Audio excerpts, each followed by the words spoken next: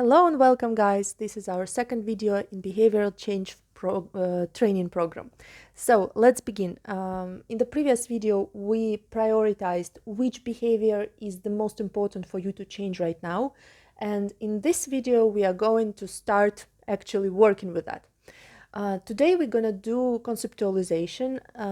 This is how psychologists call it.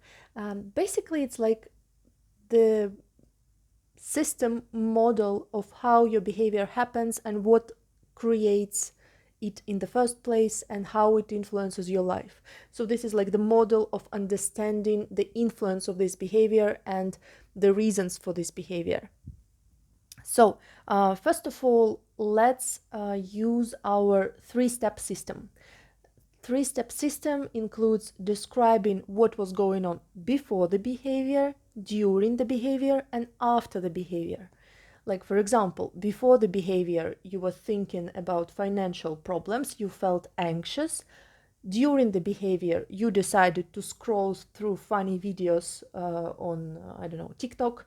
And while scrolling, you forgot about your anxiety, and this way you got yourself distracted. And after the behavior, you realize like, oh no, I spent so much time scrolling on the internet and it's already very late and I still didn't do something that needed to be done, let's say. So this is this like three-step description of behavior. To let you see, let's first of all analyze what is happening before your behavior. What event led to behavior? Maybe it was an argument with someone. Maybe it was some bad news that you got. Maybe it was some good event that you found out about. Maybe it was that you didn't sleep enough or eat enough that day. Maybe it was that you overworked and felt very tired. So analyze what was going on before the behavior and please write it down. As you know, writing it down is always the best way to memorize things and to analyze them as well. Second, what you're going to ask yourself is what were you thinking before the behavior? Like, for example, you were thinking about your relationships, or maybe you were thinking about your work and your work issues, or maybe you were thinking about something else. So part number 2 is analysis of your thoughts, what you were thinking. Please write it down as well. Then number 3 is what you were experiencing before that action. For example, you were feeling very tired and overwhelmed, or maybe you were having a migraine, or maybe you had anxiety or something else. So basically your experiences. It can be bodily sensations, it can be emotions and feelings. And number 4 is where you were at this time of when behavior started, when action started. Like, were you at home? Were you in public? Were you outside or inside? Were there somebody else around you? So basically you analyze the context, the environment that surrounded you during this behavior. Also, what time of day it was, what time of month it was, because some people, like for example, notice that during menstruation periods, they tend to do some behaviors that they normally don't do, for example. So let's write it all down. Please pause the video and analyze everything that is going on before your behavior. Like, let me analyze my behavior. For example, today I was scrolling on the internet and watching funny videos. What happened before I started doing that? Well, I was at home and I was feeling tired and I was feeling unmotivated to do anything, and I was feeling a bit anxious because of my life circumstances at this moment. Then next question, what I was thinking before that? I was thinking about political situation in the world. I was thinking about my financial issues. I was thinking about where I'm going to live in the next several years. So I was thinking about those things that can induce anxiety. And I was feeling kind of anxious. So this is what I was experiencing as well. What I felt in my body, I felt tired, but also kind of restless at the same time. and I was at home, I was alone, and nobody else was around me, and nothing else interesting was happening. But at the same time, I didn't feel motivated to go out and even go for a walk. So all those are like prerequisites to my behavior, and my behavior is scrolling on TikTok, let's say. um, all those feelings, emotions, and circumstances led to this behavior. And if this happens often enough, like if I often distract myself from, let's say, anxiety by scrolling something on the internet, it becomes a habit, and then it's more difficult to change. And unfortunately, many people develop such habits starting early childhood. Like, for example, when you get upset, your parents, instead of just tolerating your discomfort, they turn on TV, they give you food, and this makes you calm down. But they don't take into account that then you're going to grow up and calm yourself down with food and some entertainment. So this is often what happens. So step number one, we described everything that precedes the behavior, that leads to behavior, and this is our first column. So please pause the video and describe everything that precedes to your behavior that you want to change. Step number two is that we try to find connections. What other behavior works in similar way in your life? Um, because oftentimes the circumstances or the habits can be different, but our reactions pretty similar. So take some time and think about it more. Like, for example, you have avoiding behaviors, like several avoiding behavioral habits, of surfing on the internet, playing computer games, scrolling through TikTok, watching YouTube, daydreaming about your future, or watching some mindless show, or eating a lot, or taking alcohol to distract yourself, or like compulsively cleaning your house so that you don't have to think about what makes you feel anxious, and so on.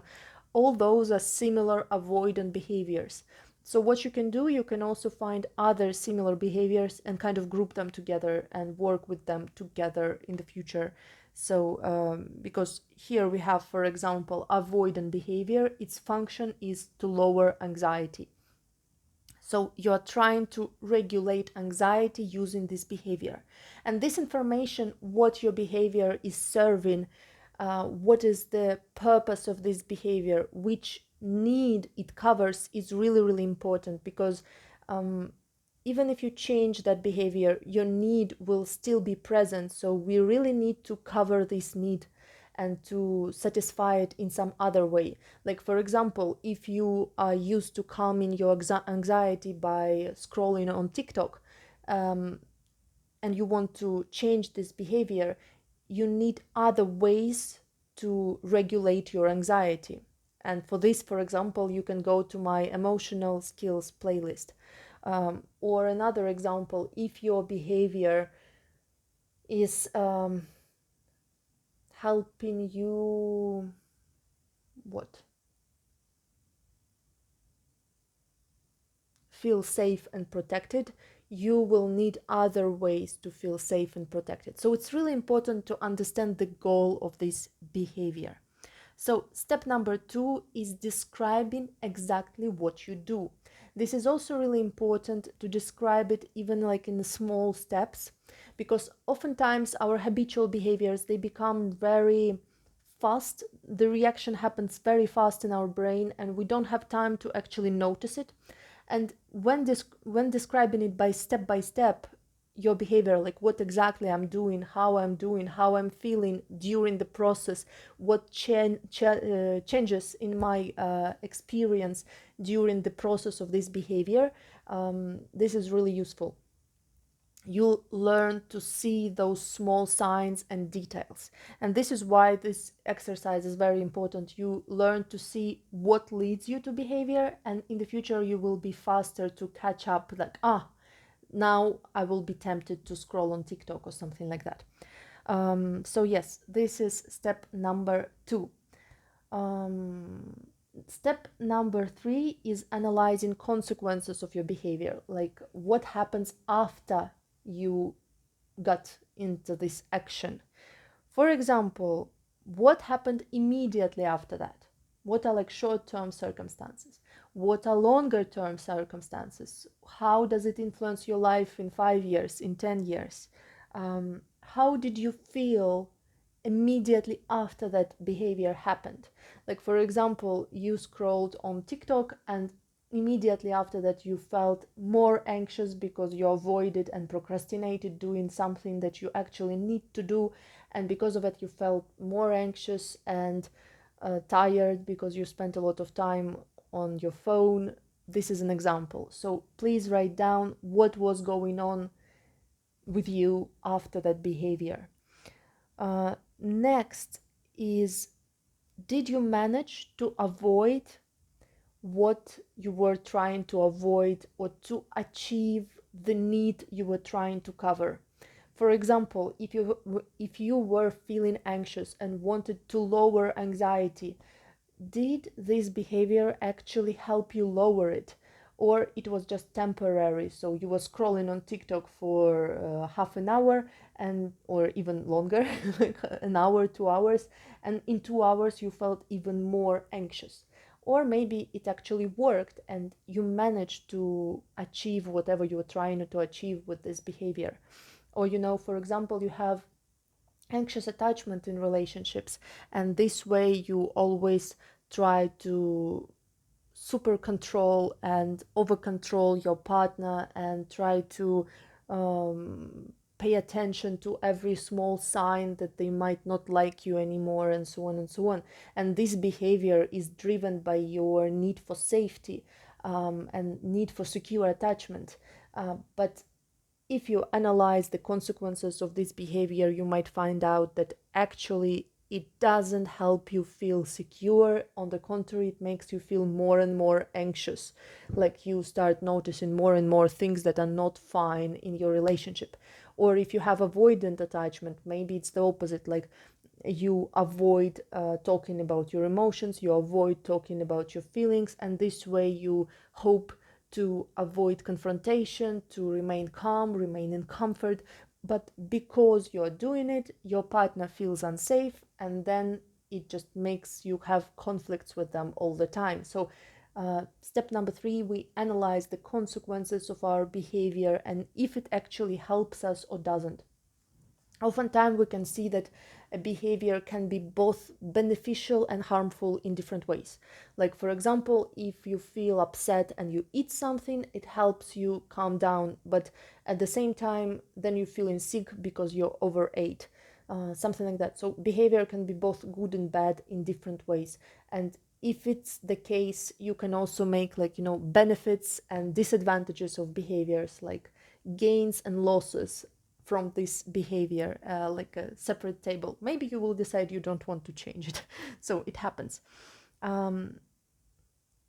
Next thing, you're gonna ask yourself, what were the benefits of this behavior and what were the harmful consequences of this behavior, as we mentioned.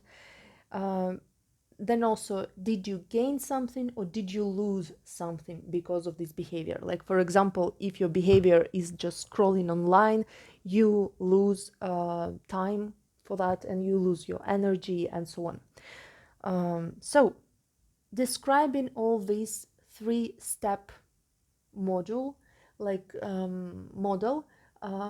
First one, what was going on before the behavior. Second, what was going on during the behavior, and naming the behavior itself and looking for similar behaviors in your life. And third part, actually describing what was going on after behavior. This exercise is already really useful because, first of all, you show your brain what exactly is going on, and your brain becomes more used to noticing like signs of this behavior approaching, and it can help your brain to stop them. Then also this behavior can actually make you see, for example, that not this behavior, this technique can actually make you see that, for example, your actions don't help you feel less anxious, but actually make it much worse. Like, for example, your procrastination and avoidance doesn't help you feel relaxed. It just makes you feel it just makes you forget the problem for a small time, but after that you feel even more anxious again. So we analyze this behavior and we start understanding if we actually need it to be changed or not. Maybe you will find out that actually your behavior is not that bad. Like, for example, you have a coping mechanism that when you feel tired, you like to relax watching some stupid show. And maybe watching this stupid show really helps you relax, really helps you feeling better. It doesn't have some dramatic consequences on your life and actually doesn't hurt you or other people around you. In this case, you can just go on and use this behavior further. So this technique also helps you evaluate, like, do I need to change that or not, and then decide. Yes, and in the next video, we're gonna talk a bit more about behavior analysis that we should do before we actually start behavioral change. But take your time, and your home task for this week is using this three-step model. First of all, what is going on before the behavior, during the behavior, after the behavior, and writing it down in details, and then analyzing benefits and losses from this behavior and if you actually want to keep it or not. And this exercise is really essential, really important for you to understand and for us to understand what you're even working with. So please don't neglect it, and I hope you have fun doing it. And I will see you next week, and we will continue talking about behavioral change. So see you. Bye bye.